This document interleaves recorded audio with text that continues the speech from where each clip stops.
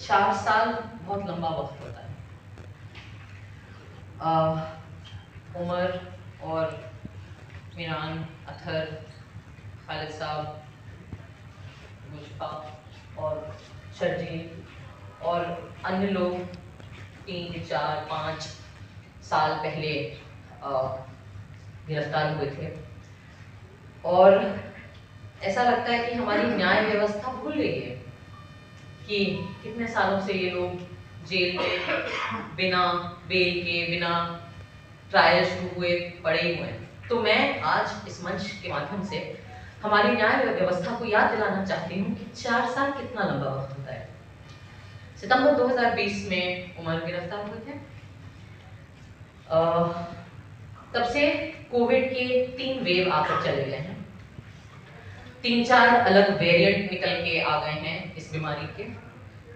उनके इलाज भी लगभग आ गए हैं, पता चल गए हैं। 4 साल में मैं अपने फहाद, जो मेरे अब पति हैं, उनसे मिली। दोस्ती पहले, जब उमर गिरफ्तार हुए हम दोस्त थे, जब अथर गिरफ्तार हुए हम दोस्त थे, महज दोस्त थे। उन 4 साल में हमारी दोस्ती पक्की हुई, तभी भी जेल में थे। हमारी दोस्ती और पक्की हुई, ये तभी भी जेल में पड़े रहे। फिर हमें मोहब्बत हो गई, ये तभी भी जेल में थे, वो बेल की सुनवाई भी नहीं हुई थी। फिर हम एक दूसरे के परिवार से मिल गए, तभी भी जेल में थे। परिवार मान भी गए, हिंदू मुसलमान शादी है, परिवार मान भी गए, न्याय व्यवस्था अभी तक नहीं मानी हमारी। हमने शादी कर ली, हमारी बच्ची हो गई, हमारी बच्ची अब 1 साल की हो गई। 4 साल बहुत लंबा वक्त होता है। 4 साल में और भी चीजें हुई। जिस गोदी मीडिया, इंडिपेंडेंट ऑल्टरनेटिव मीडिया की बात नहीं कर रही, आप लोग सच्चे दिल से अपना काम करते हैं, हम उसके आभारी हैं। 4 साल में जिस गोदी मीडिया ने उमर के खिलाफ, इन सब लोगों के खिलाफ इतना विट्रियोलिक, इतना जहरीला कैंपेन चलाया था, वो गोदी मीडिया नंगी हो गई इन 4 साल में। उन्होंने उन 4 साल में और भी अलग अलग तरह के विक्टिम ढूंढे जिनके ऊपर मीडिया ट्रायल चलाया जा सकता हो। कई सारे मुसलमान थे, मुसलमानों के साथ तो सबसे आसान बात है उन्हें आतंकवादी घोषित कर दीजिए या गद्दार घोषित कर दीजिए, पर उनके अंदर ये जहर इतना भर गया और ये ब्लड लस्ट, मैं कहूँगी एक्चुअली वही शब्द होना चाहिए, कि ये जो भूख है एक तरीके से खून की, एक्चुअली वो इतनी आउट ऑफ कंट्रोल हो गई कि वो मुसलमानों को छोड़ के और लोगों पर भी आ गए, बॉलीवुड पर भी आ गए। रिया चक्रवर्ती भी मिल गई उन्हें, शाहरुख खान के बेटे को भी न बख्शा उन्होंने, और तमाम ऐसे लोग। लेकिन इस पूरी प्रक्रिया में हुआ ये कि इन 4 साल में वो भी नंगे हो गए। आज की तारीख में आप लोगों के वीडियो और पॉडकास्ट फिर भी लोग देख लेते हैं, लेकिन आम जनता भी अब जब अर्नब गोस्वामी या उनके उसके जितने भी ट्रू कॉपी वर्जन हैं और उसके जितने गरीब वर्जन हैं उनको सुनती है, वो भी जानती है कि ये झूठ फैला रहे हैं। 4 साल में और भी चीजें हुई। जिन लोगों को 56 इंच के कपड़े फिट आते थे, उनके कपड़े नॉर्मल साइज के हो गए हैं। जो लोग 400 पार करने गए थे, वो 240 में निपट गए। 4 साल में हमारे न्याय व्यवस्था के जो माननीय न्यायाधीश हैं, उन्होंने भी कई जगह जाके न्याय की परिभाषा पर कई भाषण और एलोक्यूशन कंपटीशन और रिसाइटल दिए, अलग अलग कॉलेजेस में, अलग अलग विश्वविद्यालय में, दुनिया के अलग अलग देशों में भी। 4 साल में इस देश का एक कन्विक्टेड, मैं नहीं कह रही हूं, हमारी न्याय व्यवस्था ने जिसको कन्विक्ट किया है रेप का, वो इंसान राम रहीम, वो भी 4 साल में 10 बार बेल और पैरोल पा गया। 4 साल में गुजरात सरकार ने नई किस्म की बेशर्मी की हदें पार करी और बिल्किस बानो के कन्विक्टेड रेपिस्ट को अच्छे व्यवहार के तहत रिहा भी कर दिया। उस पे ज्यादा चू भी ना हुई पहले तो, फिर जब आउटरीच बना सोशल मीडिया पे, इंडिपेंडेंट मीडिया में जो एक्टिविस्ट लोग हैं उनके तहत, 4 साल में चलो गिर के सुप्रीम कोर्ट ने उस कन्विक्शन को, उस रिहाई को भी ओवरटर्न करने का टाइम आ गया। लेकिन 4 साल में हमारी न्याय व्यवस्था को इतना वक्त नहीं मिला कि जिन लोगों को, जिनका, और खास करके वो चुनिंदा लोग, मैं उस पर भी आना चाहूंगी कि जिन लोगों को झूठे इल्जामात तहत, और जो सबको पता है क्योंकि वीडियो एविडेंस है, आज की डेट में अलग अलग मीडिया पे काफी सारा एविडेंस है, झूठे इल्जामात के तहत गिरफ्तार किया गया, उनके खिलाफ, कई लोगों के खिलाफ ट्रायल भी उन्होंने शुरू करने का वक्त उन्हें नहीं मिला।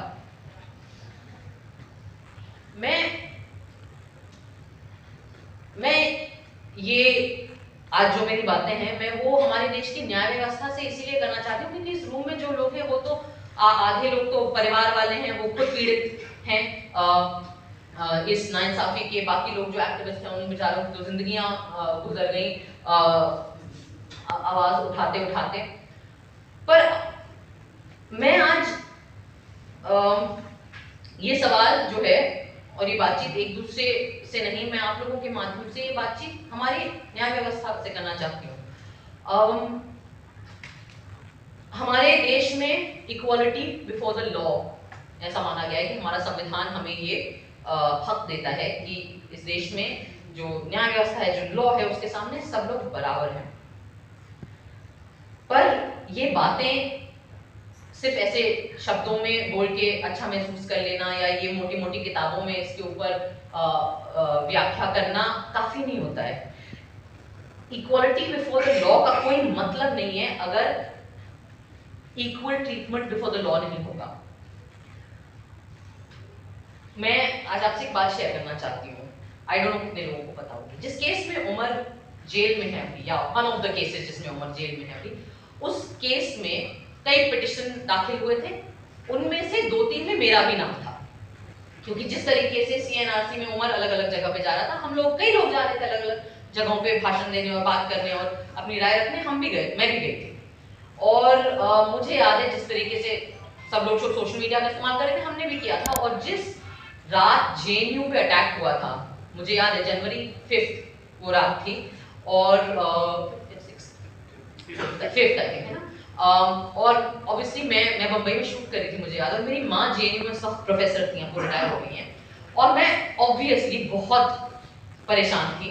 और मैंने कई ट्वीट करे लोगों को बताते हुए, क्योंकि जेएनयू के स्टूडेंट्स हम लोगों को मैसेजेस कर रहे थे, वीडियोस भेज रहे थे, और मैं वो वीडियोस पोस्ट करके कह रही थी कि जेएनयू में ये हो रहा है, सड़कों पे आइए, आप लोग सड़कों पे आइए, पीसफुल जेएनयू के गेट पे आइए, वहाँ इकट्ठा होइए। तो जिस तरीके का क्लिप उमर का सर्कुलेट हुआ था, जिस पर फाइनली उसके ऊपर अरेस्ट हुआ, उस तरीके के मेरे ट्वीट्स को भी लिया गया था, और मेरा भी नाम कई पिटिशंस में आया।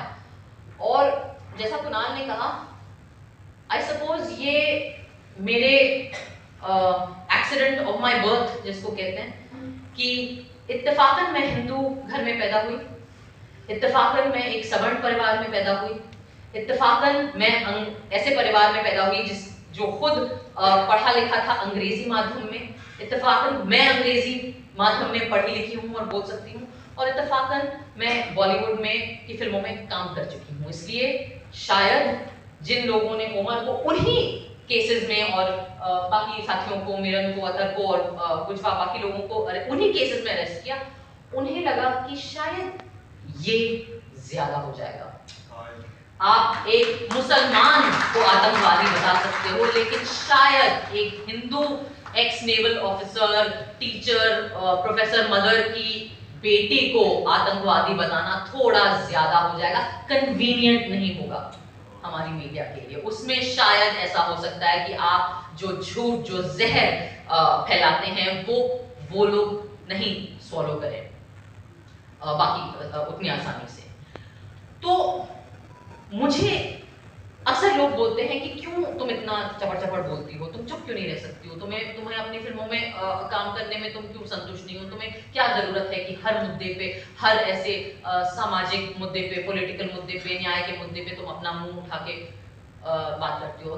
मेरा जवाब हमेशा यही होता है क्योंकि मैं इसलिए आज आजाद घूम रही हूँ, यहाँ पे स्वतंत्र हूँ, अपनी जिंदगी जी रही हूँ, अपनी बच्चे की बर्थडे पार्टी मना रही हूँ, बढ़िया शादी करी, मैंने ढोल बजवाए, क्योंकि इत्तेफाकन मुझे एक प्रिविलेज मिल गया मेरी आइडेंटिटी का, और वो जो मेरा प्रिविलेज है वो अब मेरी जिम्मेदारी है कि जिन लोगों को इत्तेफाकन, जिनके नाम मुझसे अलग है, या जो मुसलमान नाम है, या जो दलित नाम है, या जो माइनॉरिटी के नाम है, और उनके ऊपर अगर जुल्म हो तो मुझे जो चीज जो मेरी रक्षा कर रही है, मेरी जिम्मेदारी है कि मैं उस प्रिविलेज का के दम पर अपनी आवाज उनके लिए उठाऊं।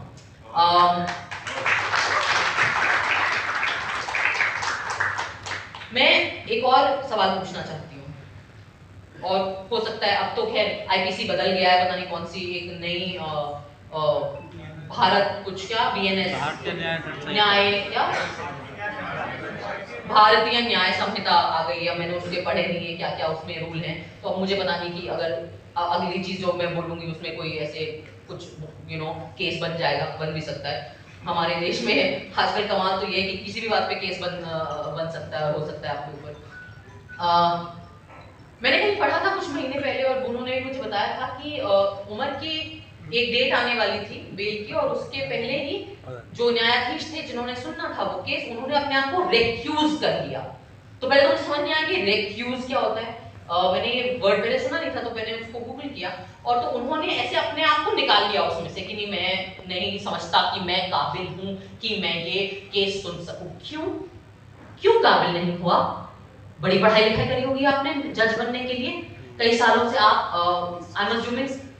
हमारे ही टैक्स के पैसों की तनख्वाह आ रही होगी आपको, हमारे ही टैक्स के पैसों से जो घर बनते हैं सरकारी, उनमें आप रह रहे होगे, हमारे ही टैक्स के पैसों से जो पर्क्स आपको मिले हैं उन पे आपकी जिंदगी कंफर्टेबल है, तो आपको क्यों ये हक है अपने आप को रिक्यूज करने का अपनी जिम्मेदारियों से?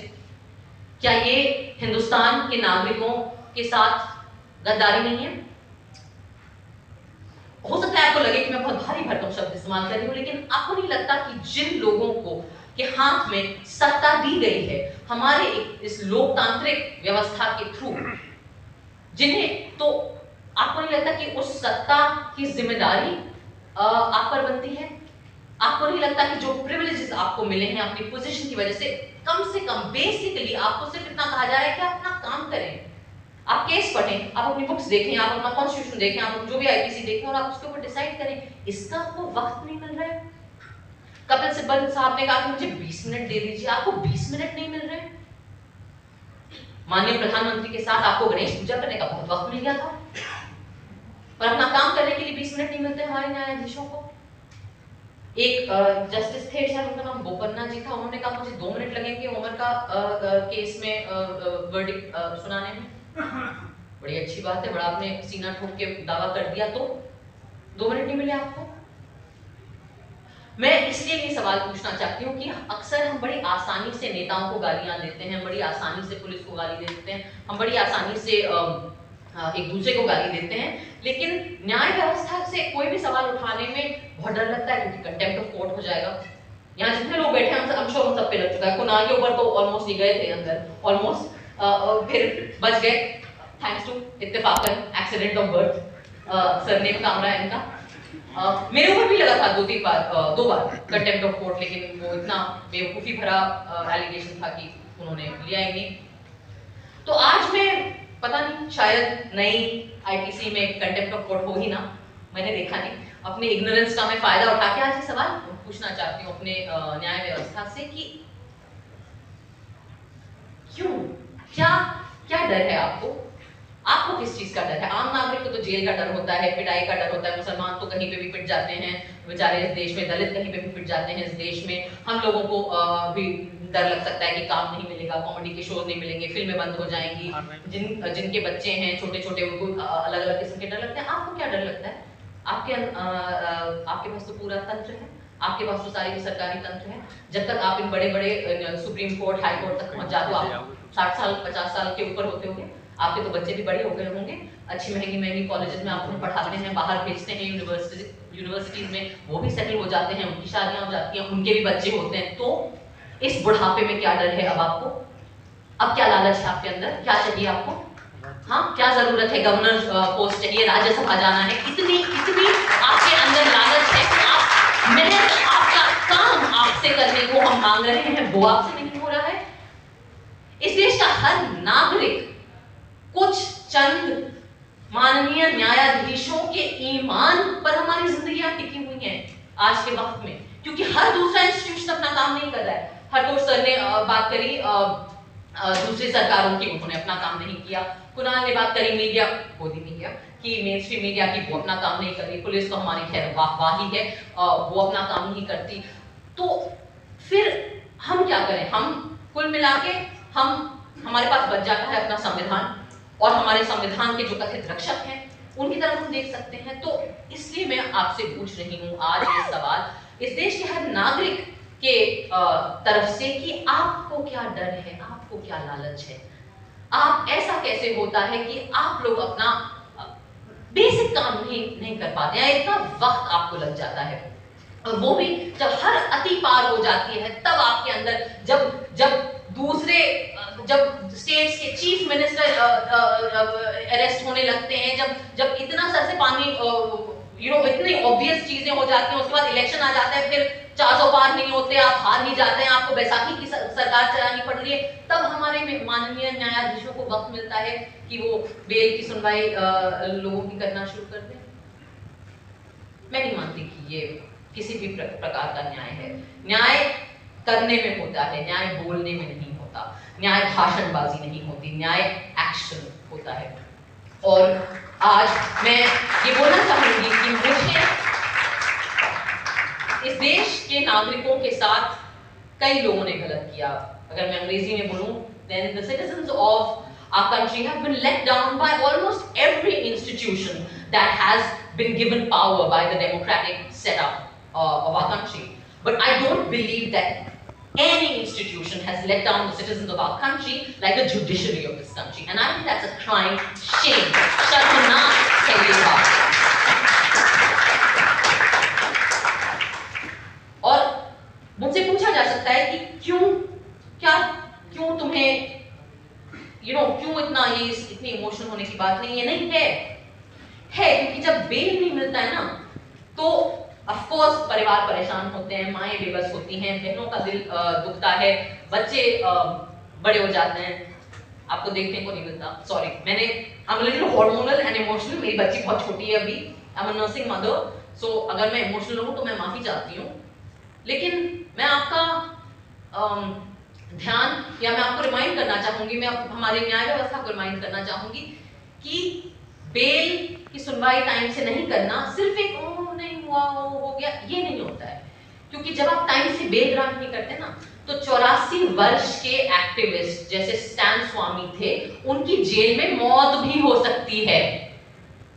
तो ये जो आप पर जो भार है, और आपने जो अपनी जिम्मेदारी सही वक्त पे नहीं करी है, उसका प्राइस बहुत ज्यादा होता है, और वो बहुत गलत होता है, और वो हर किताब में, हर धर्म के आस्था के नजरिए से देखें, आप हर लीगल एंगल से देखें, तो वो घोर नाइंसाफी है। और अगर हम आगे इसी पथ पे चलते गए, तो वो मैं बिल्कुल दो टूक ये कह सकती हूँ कि इस देश की मेन स्ट्रीम मीडिया जो है, उसके हाथों पे खून है। उसने हिंसा भड़काई है, जो लोग दिल्ली के दंगों में मरे, उनका खून हमारी मेन स्ट्रीम मीडिया पर भी है, और लोगों पे खोना है। लेकिन मैं ये भी कहूंगी कि अगर ऐसे ही चलते रहा, तो वो जो खून के धब्बे हैं, वो हमारी न्याय व्यवस्था के दामन पर भी लगेंगे, वो छींटें आप पर भी आएंगी। इसलिए इस मंच से मेरी अपील है, बहुत ज्यादा हम नहीं मांग रहे, अपना काम करिए। धन्यवाद।